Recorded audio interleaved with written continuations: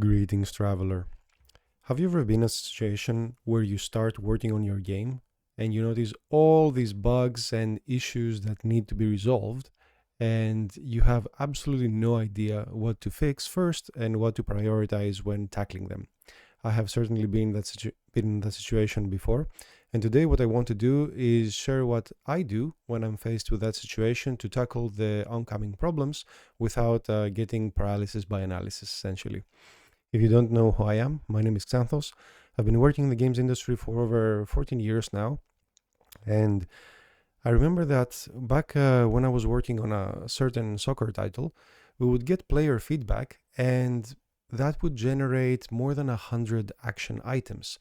So people would say they have trouble understanding the tutorial, and the abilities were hard to understand, and the UI was confusing, and this gave us all these things to do, but there were way more things to work on than we had people or time to use. So that's when I developed this technique that really helped me a lot ever since. So the way this is used is, let's say you sit down in the morning to start your work on your game, and the first thing you see on your to-do list is all these issues that people ask you to work on.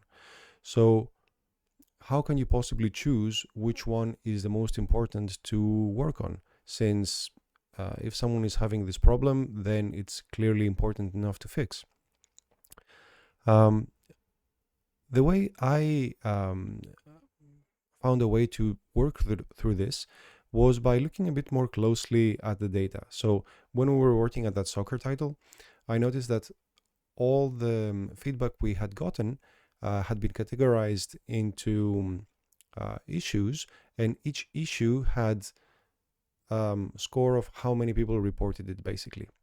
So here the common mistake would be to say, well, since most people complain about this issue, that's what we must fix first.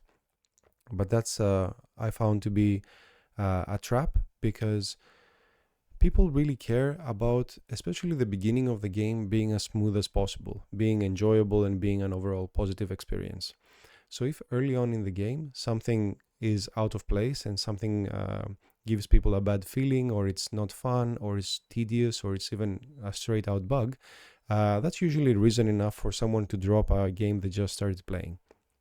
So I would group together all the issues that had the most reports for desire to be fixed, and I would always prioritize the issues that are discovered earlier in the game, since those affect way more people when the game is released, or in its normal operation cycle, than something that happens, let's say, at chapter 5 or something. So that really helped me a lot. And here you might be wondering, well, what if my game doesn't have amazing analytics like that? Or what if my game doesn't even have players testing it right now? Because it might be still in prototyping phase or still in early development. So there's only a handful of people playing the game, and those are typically the developers themselves. So how can you prioritize something in that situation?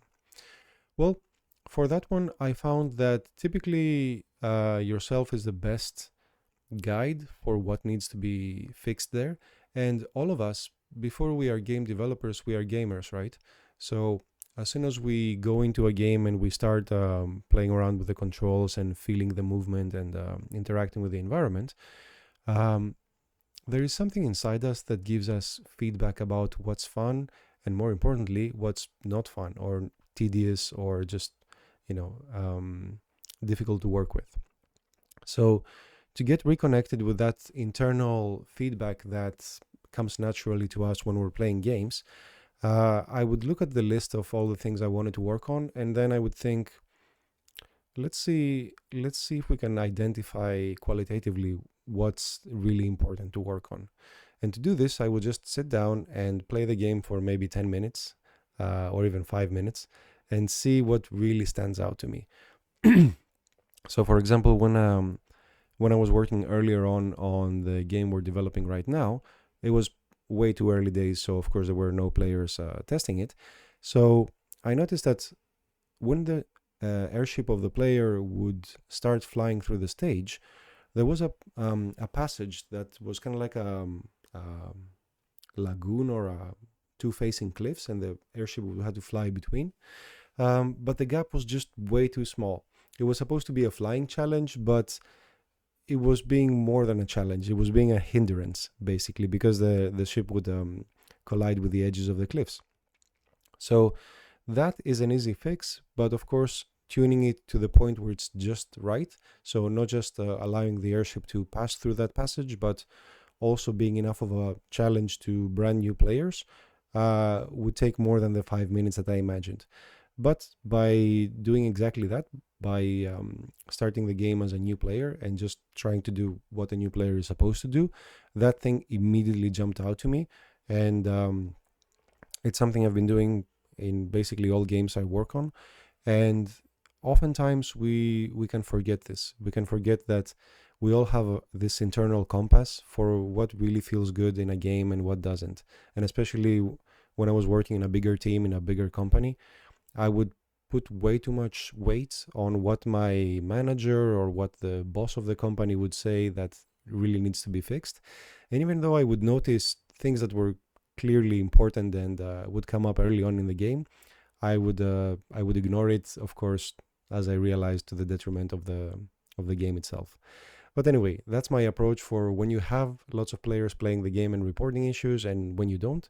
So I hope this is helpful for at least one other traveler out there. Anyway, that's it from me for today. Thank you so much for watching, and as always, have fun.